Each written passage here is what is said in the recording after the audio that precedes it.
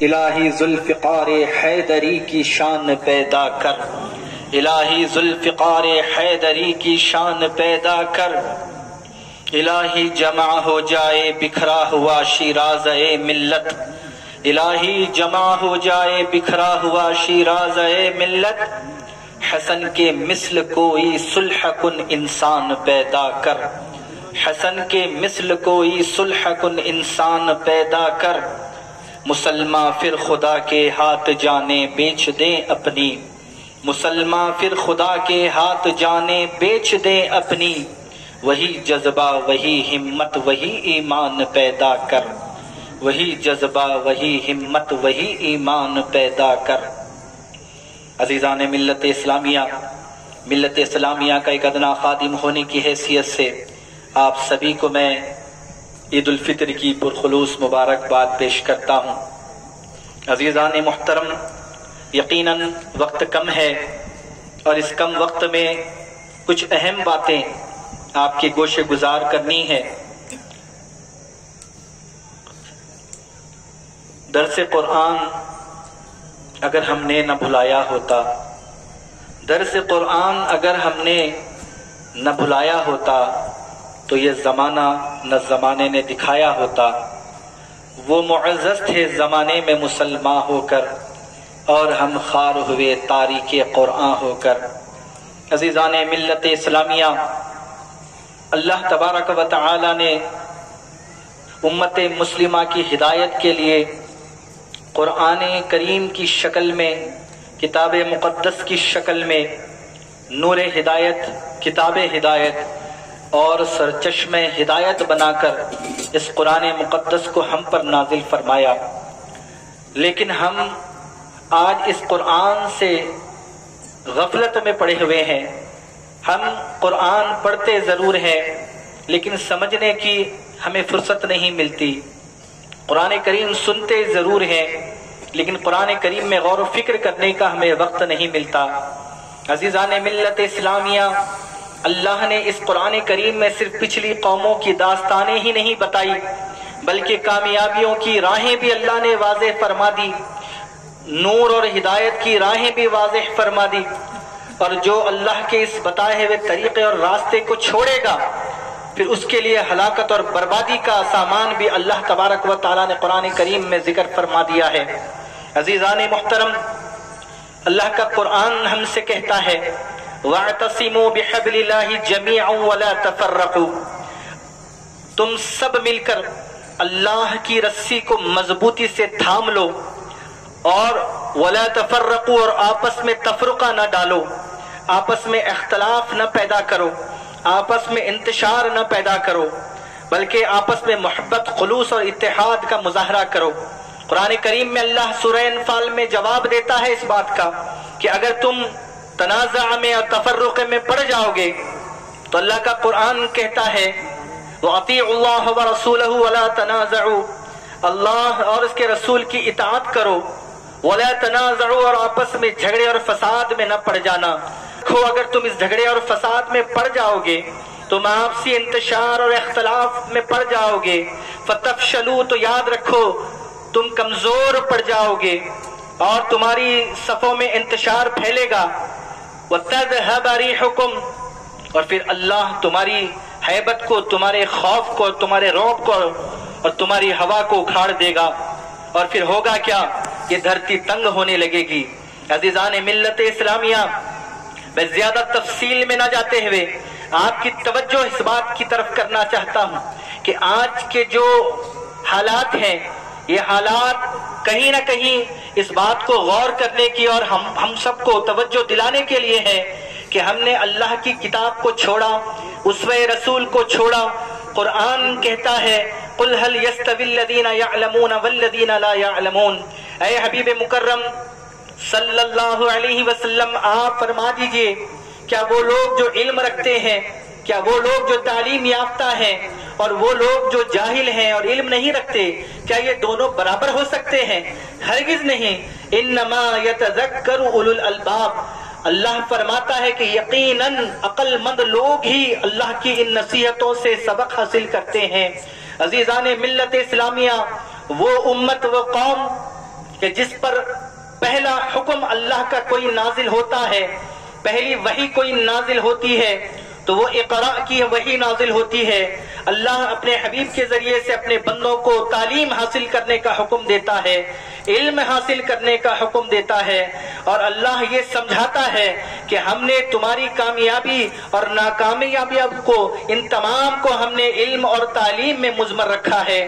جو قوم علم اور تعلیم سے سرفراز ہوتی ہے، اللہ ایسی قوم کو سرخرو کرتا ہے اور ایسی قوم کو آباد کرتا ہے، اور جو تعلیم سے دور ہو جاتی ہے، جو علم سے اپنے آپ کو دور کر لیتی ہے، اور جو اللہ کے بتائے ہوئے راستے کو جو قوم چھوڑ دیتی ہے، تو پھر آزمائشیں اس کا مقدر ہوتی ہے، پھر مصیبتیں اس کا مقدر ہوتی ہے کہ اس نے اللہ کے بتائے ہوئے طریقے اور راستے کو جب چھوڑ دیا تو پھر آزمائشیں بھی آئیں گی، فتنے بھی آئیں گے، پریشانیاں بھی آئیں گی، اور ہم دیکھ رہے ہیں کہ یہ طوفان آزمائشوں کا، فتنوں کا ہمارے سامنے ہے۔ لیکن عزیزان ملت اسلامیہ، آج اس بات پر غور کرنے کی ضرورت ہے کہ آج یہ امت کہ جس پر قرآن کے ذریعے سے علم و تعلیم کا پہلا حکم اترتا ہے، آج یہ امت تعلیم سے کس قدر دور ہو چکی ہے۔ میں اس سخت دھوپ میں آپ کا زیادہ وقت نہیں لینا چاہتا، لیکن کچھ ایک حقائق ہیں جو بڑے مختصر سے وقت میں آپ کے سامنے رکھ کر اپنی بات کو سمیٹنا چاہتا ہوں۔ عزیزان ملت اسلامیہ،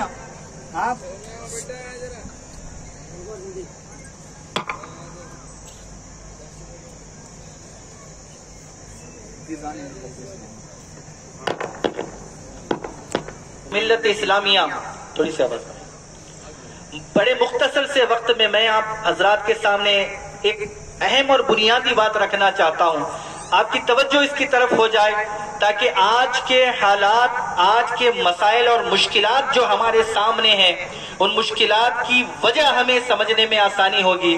عزیزان محترم، اللہ تبارک و تعالیٰ نے جس قوم کو علم اور تعلیم سے آراستہ ہو کر کامیابیوں سے ہمکنار ہونے کا حکم دیا، آج ہم اگر اپنا سرسری جائزہ لیتے ہیں، میں تفصیل میں نہیں جا رہا ہوں، بڑے اہم اور سرکاری اعداد و شمار ہیں، وہ سرکاری اعداد و شمار میں آپ کے سامنے ذکر کر رہا ہوں کہ ہماری کامیابی کا دار و مدار علم اور تعلیم پر ہے، ہمارے کامیابی کا دار و مدار علم جو ہے حاصل کرنے پر ہے۔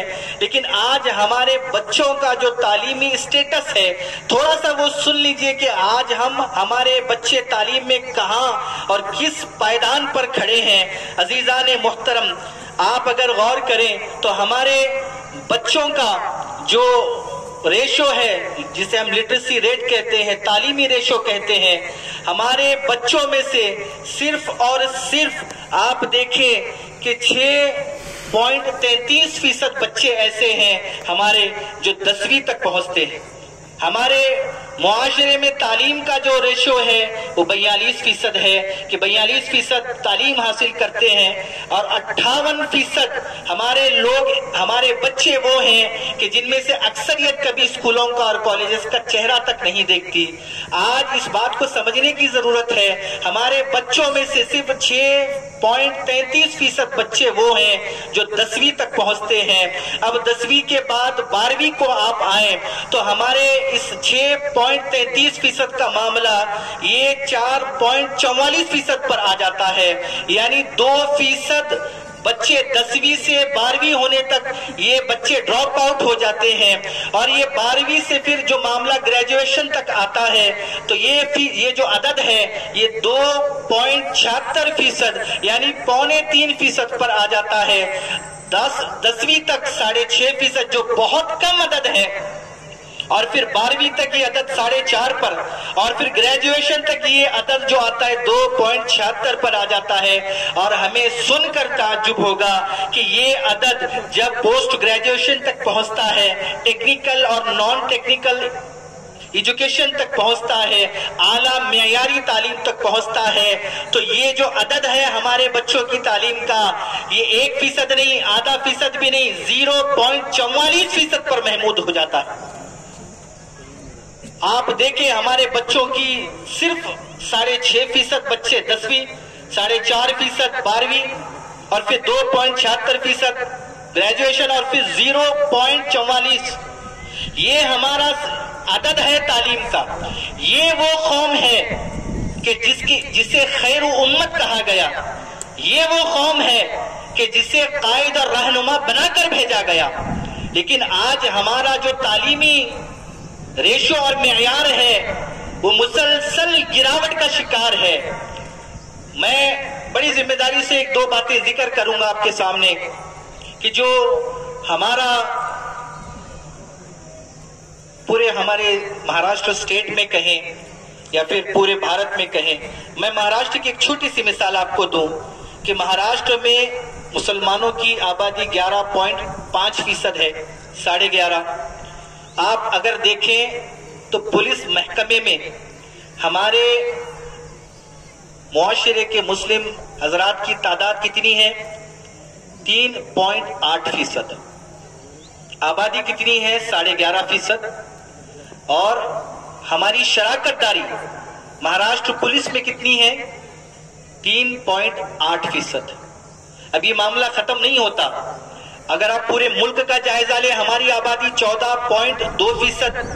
پورے ملک میں پولیس محکمے میں مسلم معاشرے کی تعداد 6.2%۔